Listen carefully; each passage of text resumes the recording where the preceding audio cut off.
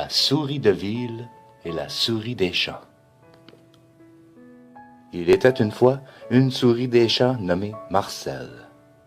Elle habitait dans une jolie petite maison de campagne située en bordure d'un paisible pré.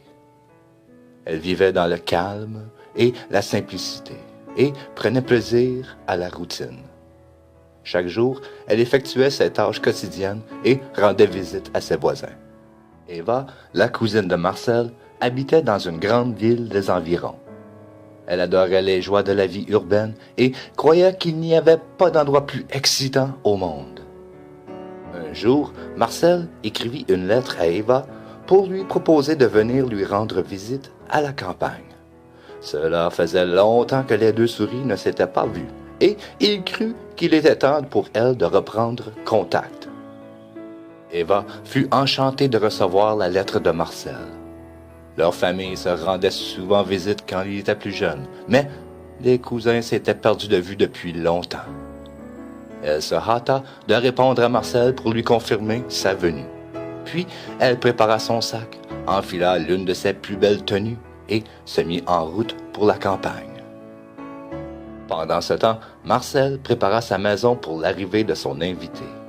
Il lava les planchers et fit du rangement. Il mit son meilleur fromage de côté et alla cueillir les baies les plus savoureuses du pré. Le jour où Eva devait arriver, il faisait un temps radieux. Marcel décida donc d'organiser un pique-nique dans la cour pour qu'ils puissent tous les deux profiter du soleil et du grand air de la campagne. Il plaça le fromage et les baies sur un plateau, qu'il déposa ensuite sur une couverture. « Ça ferait tellement plaisir à Eva », pensa Marcel. Ce dernier n'aurait pu imaginer une meilleure façon de passer la journée. Il faisait si beau qu'il décida d'aller s'allonger sur la couverture en attendant qu'Eva arrive. Mais avant, il colla une note sur sa porte d'entrée sur laquelle il était écrit « Bienvenue, Eva, je t'attends dans le jardin ». Dès son arrivée, Eva lut le mot et alla rejoindre Marcel. « Marcel, je suis si heureuse de te voir », dit-elle en enlaçant son cousin.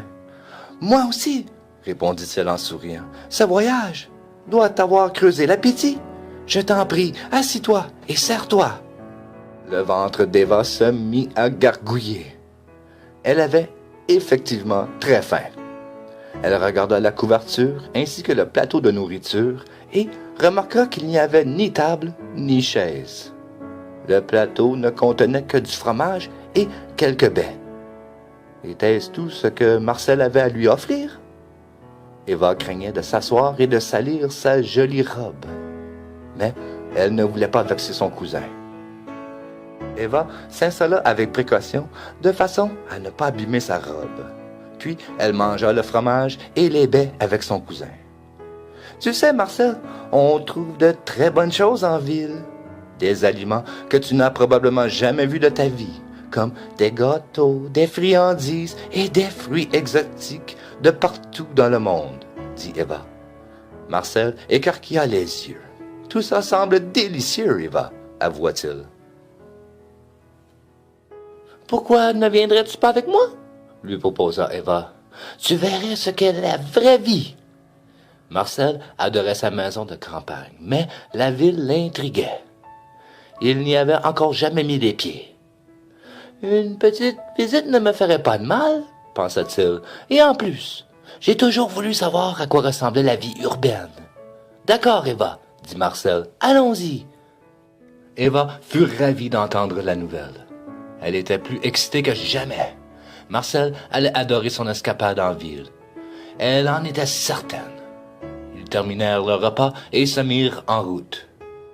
Marcel pouvait entendre la rumeur de la ville au loin. Au fur et à mesure que les deux souris s'en approchaient, le bruit devenait de plus en plus assourdissant. La plupart de ces sons étaient nouveaux pour Marcel. « Suis-moi !» cria Eva en s'engageant sur le trottoir d'une rue achalandée. Marcel la suivit de près. Il y avait tant de choses à regarder qu'il y en avait le tournis. Soudain, une voiture freina brusquement et donna un grand coup de klaxon. Marcel laissa échapper un couinement. « Oh, ne t'en fais pas !» lui dit Eva. Ce n'est qu'une voiture. Si tu t'en tiens loin, tout ira bien. Marcel sourit timidement, mais il n'y était pas rassuré du tout.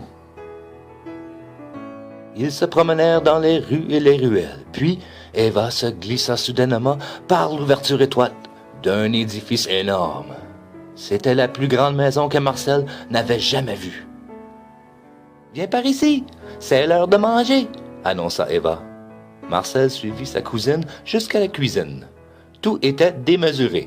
« Ça fait quelques mois que j'habite ici, » expliqua Eva. « Ils ont la meilleure nourriture en ville. Crois-moi, nous n'irons pas au lit le ventre vide. » Les deux souris entrèrent dans la pièce. Marcel n'en croyait pas ses yeux. Devant lui s'étalait un vrai festin. Il y avait un énorme poulet, une assiette de fromage et des plats qui s'étendaient à perte de vue sur la table. « Sers-toi !» déclara Eva en sautant sur le dessus d'une tarte aux fruits. « C'est délicieux !» s'extasia Marcel en introduisant une olive dans sa bouche. « Je n'ai jamais rien goûté de tel de ma vie !» Soudain, les souris entendirent un aboiement, et puis un autre, suivi par un bruit de pas précipité. Marcel arrêta aussitôt de mastiquer, se dressa sur ses pattes arrière et huma l'air. Eva ne perdit pas une seconde. « Sauvons-nous » s'écria-t-elle en se précipitant vers la petite ouverture par laquelle il était entré. Pris d'effroi, Marcel suiva Eva. Le bruit se rapprochait de plus en plus. Puis, deux chiens pénétrèrent dans la cuisine et se mirent à flairer le sol et la table. Eva et Marcel se blottirent l'un contre l'autre. L'un des chiens s'approcha du trou et inséra son museau à l'intérieur en reniflant comme un fou.